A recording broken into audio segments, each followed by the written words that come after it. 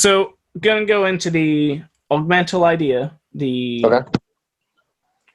It's gonna be a recap on one of them, a new idea, and then an idea to add on to one we had from last week or something.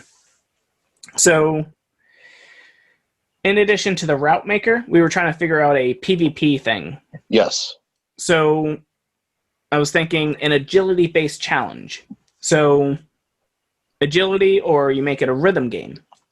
So, if Niantic wants to set up a little selfie mode for being with your buddy, you guys could dance together, or things could pop up on the screen, and then you're in the park, just grabbing top, grabbing right, grabbing left, dodging right, something like that. Yeah, something simple. Little buddy training session. And it would fit right into the TikTok trend of just people doing dances on their phones by themselves with nothing going on behind them. Mm-hmm. Yeah. If you get people, oh, sorry, go ahead. I'm sorry. Oh, you're fine.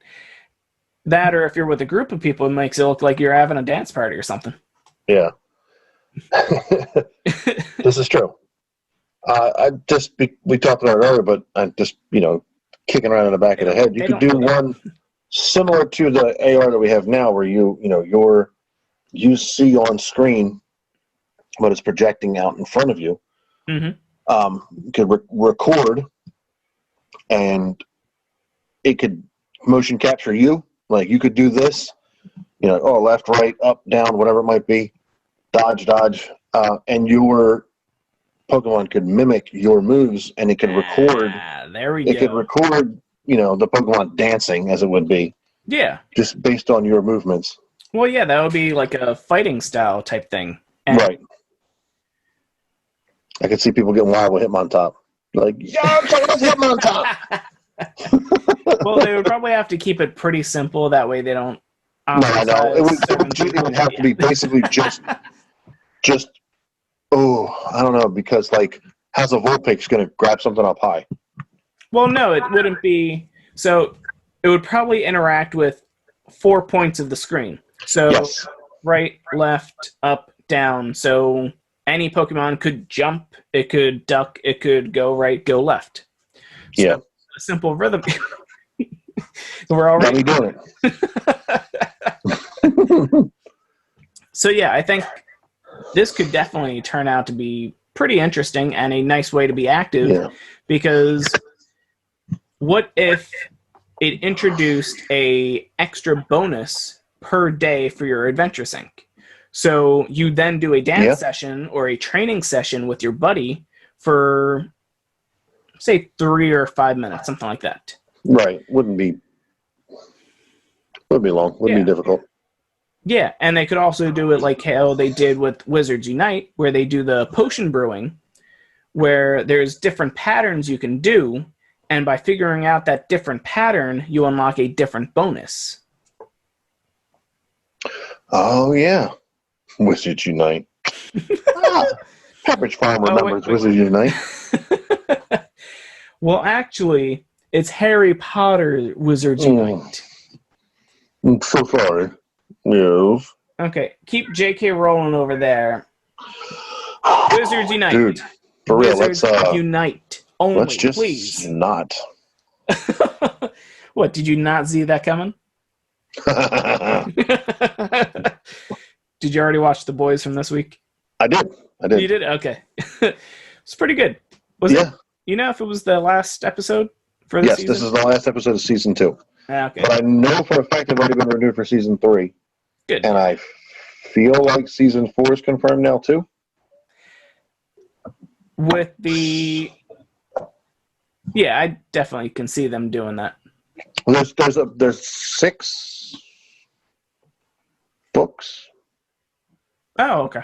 In total. I haven't read that deep into things, so... I have the first 2. Laura started to read them. I'm going to... I was like, you know what? I'm this close to finishing season 2. I might as well wait and then the Missus has a friend at work that's reading them, and the friend has told her that she can't read them. It sucks because she can't read them at work because it gets very graphic in the book. Yes, it does. Anyone could easily peek over the shoulder and see, oh my, what is that? Like, oh, that's a lot of blood on that there page. What you looking at? Yeah. I'm sorry, is that a character named Love Sausage, and what does he do?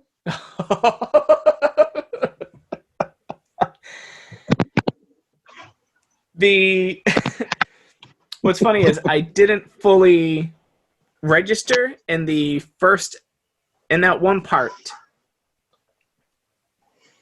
And I didn't think about, okay, they showed all the inmates that are going to end up showing up. And then when the thing happened, I was like, oh, the hentai soup is here. Just as a joke. And then realized how right I was. Yeah. Like, when I was rampaging, when they were all rampaging through the psych ward or whatever, and you saw it, I didn't put any thoughts to it. But when it bust through the window, I was like, oh. And I told her, I was like, that's down. And then like, I was like, and then he's like, oh my God, what's that? I was like, that was down. I knew it. Well, he was the one that in the camera noted it too, so. Yeah, it's funny. Oh man, yeah. Oh boy. Anyway, back to our not getting distracted. Yeah. So yeah, that rhythm game could definitely be an easy Adventure Sync add-on bonus. And yeah, we'll go with that. The other idea I wanted to add on here was just a reminder that our other idea was Wayfarer bounties. We talked about it before. Find a location or a park that doesn't have any points of interaction, and then set up a bounty there, and whoever submits that point, maybe it automatically becomes a gym. Or maybe it gets expedited through the Wayfarer process that they often have. Yeah. Yeah, because they have the Wayfarer. What is the name of the feature? Do you remember the name? The Wayfarer thing? Yeah, there's something. Basically, after you approve so many things, it pushes yours ahead. Oh, I know what you're talking about, but no, I don't know what that's called. It is upgrades. Okay. Okay. So yeah, the bounties, if they can't have like special events, then they could easily say, okay, there's a Wayfarer bounty for this park and this location. There should be more points of interest here. Anything submitted here may get upgrade status to push it forward, push it faster. And that's just that general idea with that recap there.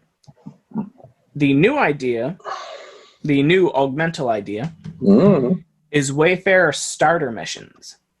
So basically, any new account or rural players or just anyone in general should get a 1 to 2 submissions or just one submission that has to get accepted. If it doesn't get accepted or rejected, they still get another chance. They get one submission per that time frame, per whatever rule set they want to put on there. But basically, it allows a player to get attached to a location or a zone. Gotcha. And it becomes almost like their starting area. Because you get your starter Pokemon, which you completely forget about. But if you had a Pokestop or a gym that got added nearby to your playing area, that starter mission, that starter Pokestop, could be a big boon for you.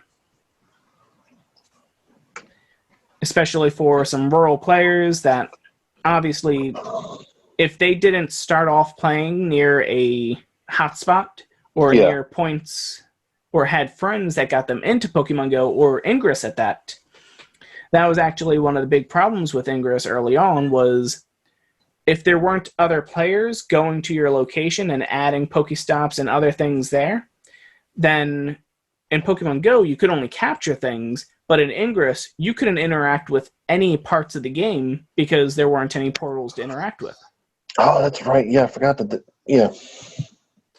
Yeah. Like Unless there was Ingress a was sponsor. solely based on points of interest. Yeah.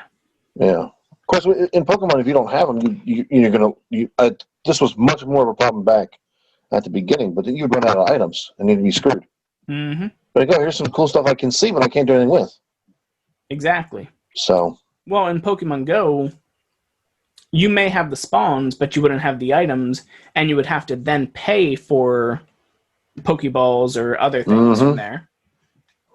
Which that's a sad day when you spend coins on Pokeballs, man. Well, yeah, it's either you spend the money, the $8 possibly, to travel to a location, right? Or you spend the $8 on the balls right there, and you catch some things. Yeah. But that's especially why these starter missions could be such a nice boon. And it also introduces players to the way that the game works. That these Pokestops aren't just randomly generated objects. They're actually physical points for players to go out, interact with, and it tells you a bit of history about the world around you. Yeah.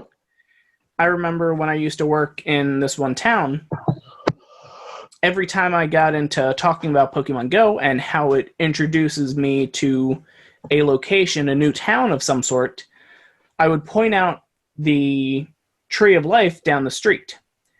How every time these people would pass by this street, pass by this corner, and there was actually a giant statue of a tree with an owl in there too. Okay. And they never saw it. They just thought it was a normal tree. But really, it was a big artwork that no one else picks up on because they don't have the game to tell them it. They just go about their day, do their 9 to 5, and see ya. But it brings the world much more alive with you. Yeah, for real. Like, I haven't been able to play it like at my old stomping grounds to really kind of like, I knew everything back in the day in this specific place. I want to go there and see if I can find anything new through Pokemon Go. But in the new places that I'm at, I find stuff that I'm like, dude, there's no way I would have ever known that this was here, or the context on which this has. Like, oh, I know that's a clock. I didn't know it was named this specific thing, and it's been there since the 40s or whatever it might be. Yeah. That's kind of because I actually sometimes I will full on open up the descriptions. Sometimes they're funny. Yeah. Like the questionable statue in Ocean City. That's just like. Didn't they rename that recently? I feel like they did, but I think it doesn't exist anymore. It was like they did. It was like a white fox. It used to be the questionable statue, and now they named it after the T-Toff raccoon or something like that, or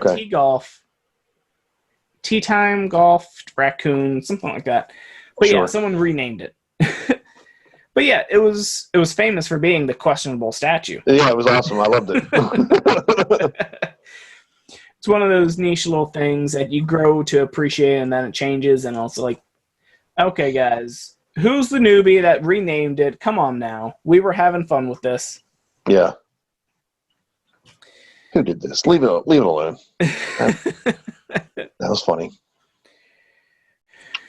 I think another quick reminder, as the pandemic is still quite out and about in means of the world and everything, is do not forget about sanitizing your phone, device, or washing your hands before and after interacting with it. Try not to interact with your phone too much if you're in a questionable location. I know shopping can be boring, but you got to keep in mind that the main things are spread through droplets, and those droplets can easily be added on to the grooves and curves on your phone, which can then spread through there, and then at some point you're going to hold your phone up to your face and then spread it through here, and then you're going to wipe something out. Yeah.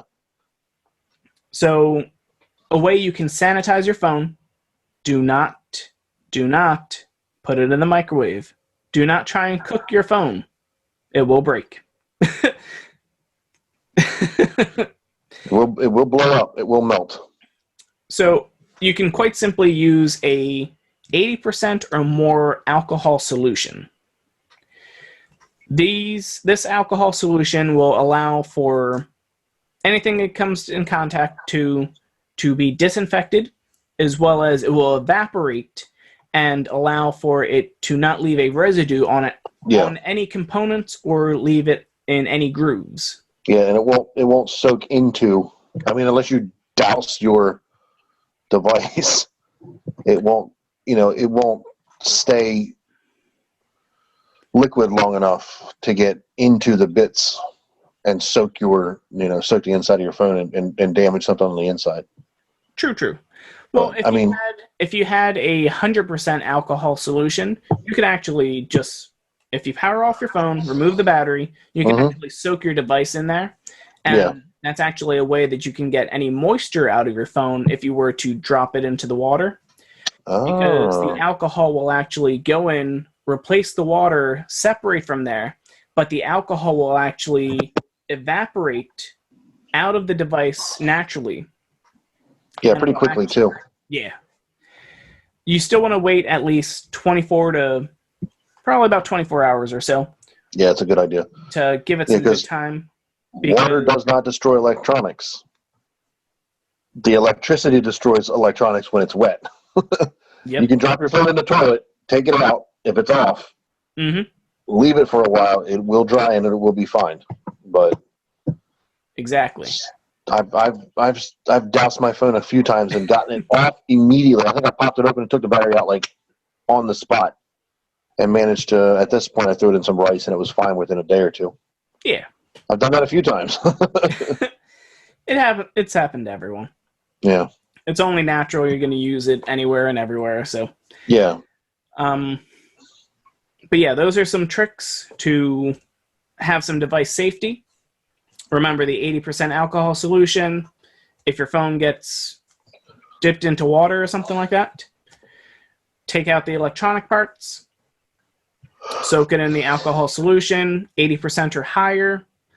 Just don't use regular Purell. That might not be a high enough alcohol solution on there. And it's not just alcohol. There's also other things. A lot of times there's whatever. Glycerin, aloe. Yeah, I don't have the thing with me. It's over there. Other There's things besides the alcohol. Yeah.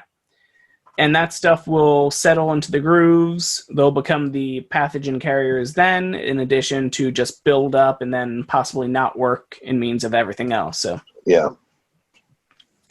So make sure you're staying safe out there, Augmented Ones.